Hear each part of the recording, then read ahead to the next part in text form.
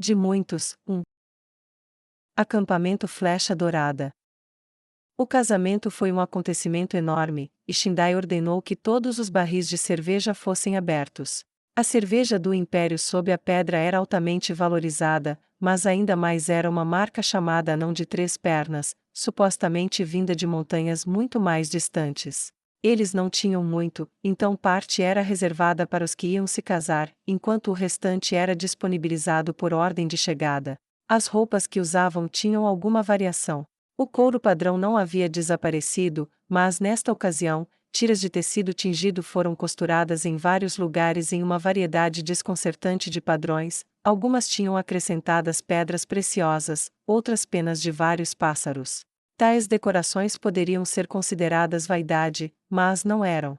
Em vez disso, esses padrões eram sinais silenciosos de disponibilidade, mostrando realizações, posição, e muito mais. Nos rapazes, mostrava às moças qual poderia ser o seu valor e potencial, enquanto as condecorações das moças incluíam indicadores silenciosos, como três penas apontando para baixo, indicando que suas mães haviam dado à luz três meninas, ou três apontando para cima, indicando que elas deu à luz três meninos. Para o jovem que desejava uma família e filhos, estas eram decorações atraentes. Podia-se percorrer as tribos misturadas e saber, mesmo sem falar, se havia pelo menos alguma compatibilidade potencial. Isto, combinado com grandes quantidades de álcool, e com os anciãos muito encorajadores que queriam ver os netos antes que as planícies reclamassem os seus ossos, muitas vezes significava que um grande casamento era uma enorme bênção. Afinal, normalmente gerava muitos outros. Os grandes casamentos realizados pelos chefes muitas vezes anunciavam um aumento no número de crianças nos meses seguintes de primavera e verão, quando as chances de sobrevivência eram maiores. Shindai honrou muito essa tradição. Diante de toda a tribo ele se apresentou, apresentando suas costas, e sua esposa Shava, e futura esposa, Hila, adicionaram novas contas em seus longos cabelos para marcar suas novas vitórias. Elas fizeram isso de forma cooperativa, refletindo seu status compartilhado. Enquanto tudo isso acontecia, as aberturas de portais tornaram-se alarmantemente rotineiras, à medida que Aura e Mare trabalhavam para trazer cada vez mais pessoas para o local de reunião.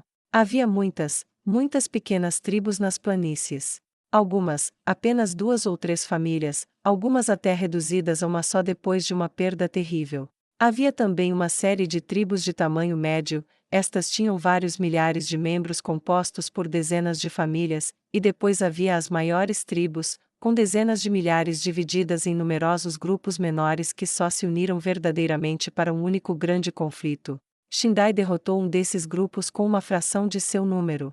Agora sua fama estava se espalhando como fogo, assim como sua mensagem de unidade, armas dos deuses, e os rumores de que os cavalos da vida após a morte seriam dados por um deus. Uma consequência dessas chegadas constantes foi um número cada vez maior de convidados esperados recentemente, de modo que, à medida que se aproximava o momento em que ele trocaria os votos, ele temia ficar sem álcool. Num momento de silêncio após a abertura de um portal, ele se aproximou de Mare. Com licença, meu senhor. Ele disse, e se agachou para falar com o lindo monstro. Sim? Ele perguntou. Embora eu seja grato por sua ajuda, há um pequeno assunto que me preocupa muito. Shindai disse delicadamente. Oh, o que é? Mare perguntou enquanto ele juntava as mãos na frente dele, e agarrava seu cajado.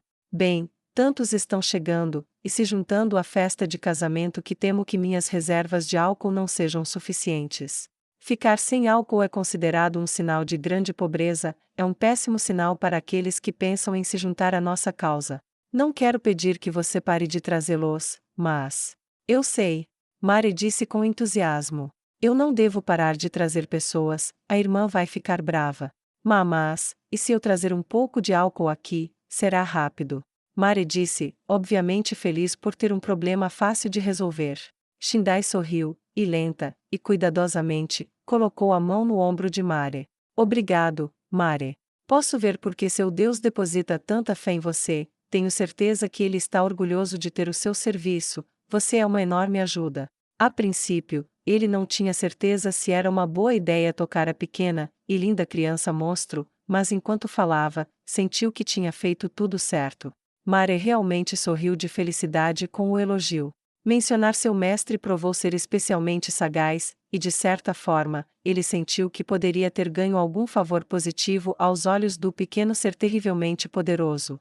Mare foi embora um momento depois, mas antes que Shindai pudesse começar a se preocupar, em poucos minutos, cavalos mortos-vivos passaram por outro portal, do lado de fora das muralhas, e puxavam várias carroças conectadas, carregadas de enormes barris. Mare sentou-se no topo da carroça, e acenou para Shindai com um sorriso. Estou de volta. E isso é suficiente? Ele gritou. Shindai se aproximou, e deu um tapa de satisfação em um dos barris, e soltou uma risada profunda e satisfeita. Sim, isso basta. Foi o maior casamento que as planícies viram desde a sua colonização. Tribos que nunca tinham ouvido falar umas das outras agora se misturavam livremente.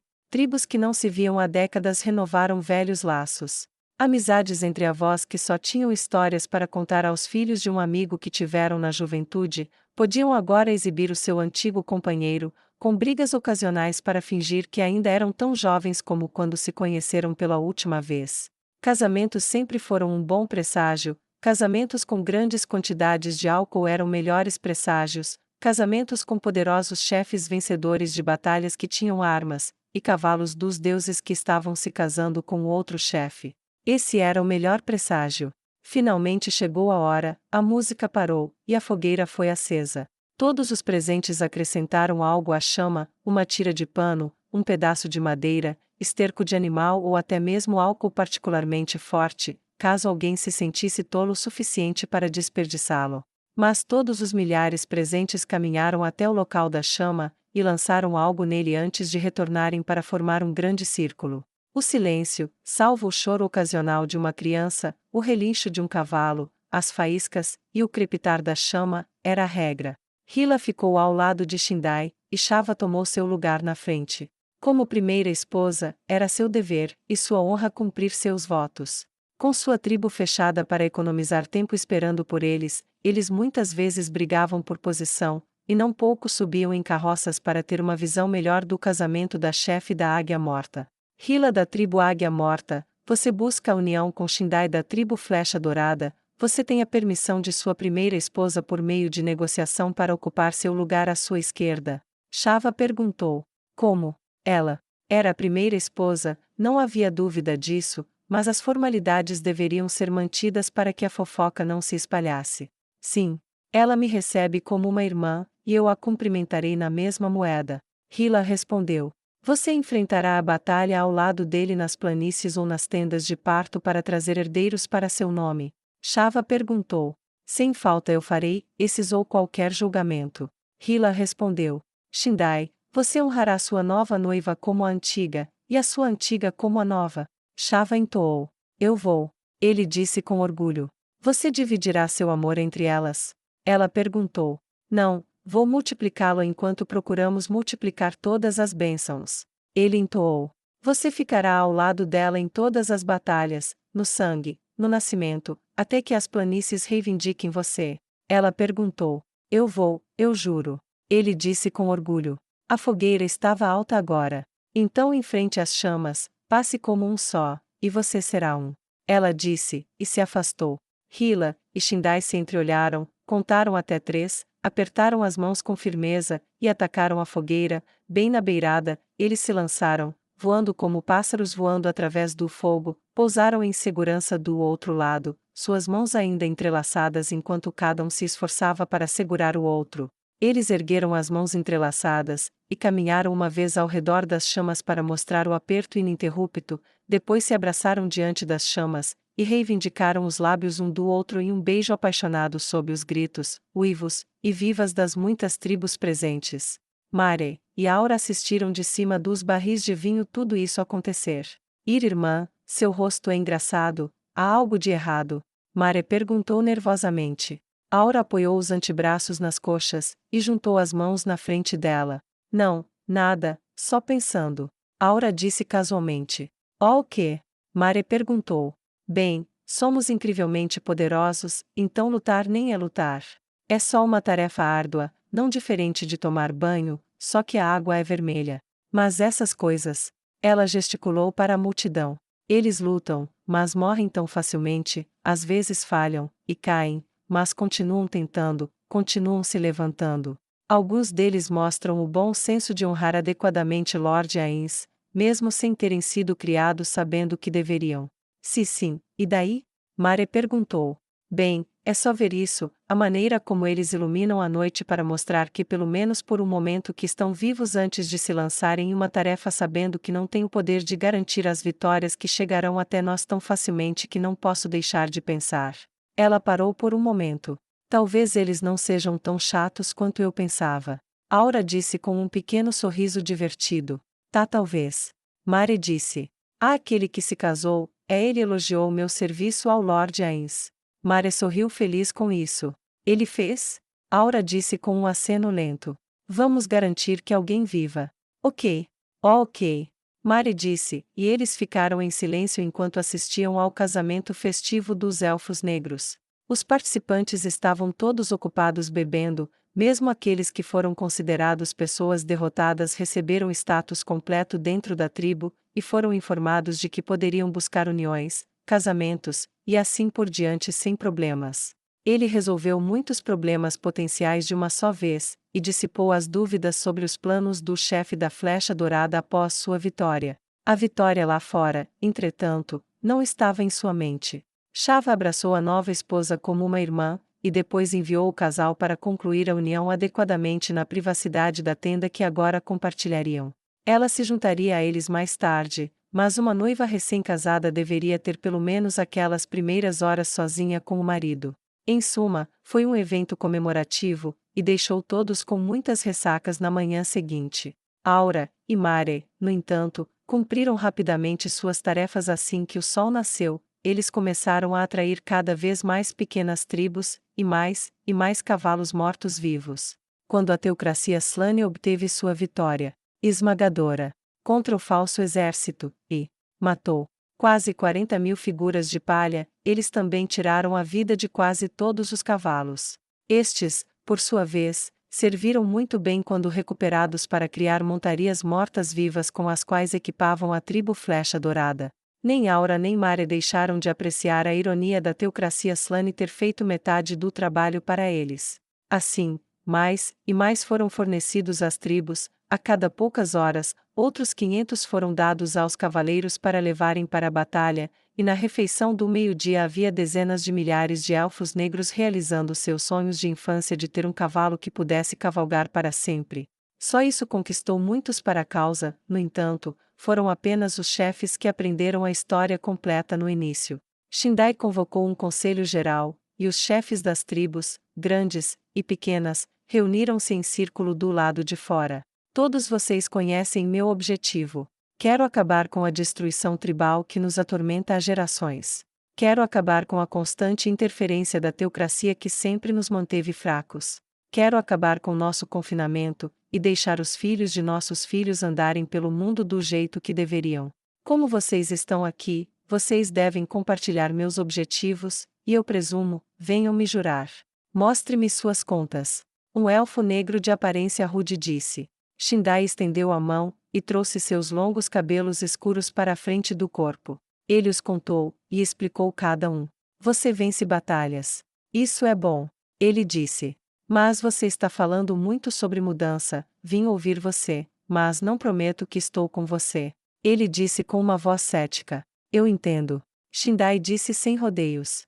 Mas nem tudo é sempre bom, só porque sempre foi assim. Tenho muito orgulho das nossas tradições, do nosso modo de vida. Tenho orgulho de tudo o que fizemos, e que poucos conseguiram sobreviver, muito menos prosperar seguindo rebanhos, e brigando pela água como temos feito. Esta terra nos tornou fortes. Sua voz era orgulhosa e forte, ele respirou fundo, e continuou. Se eu tentasse forçá-lo, irmão, você tentaria poderosamente me impedir, mas quando uma tradição não está funcionando como antes, nós nos curvamos a ela. Se resistirmos à pressão dos vivos, por que nos curvamos, ou cedemos, à pressão dos mortos?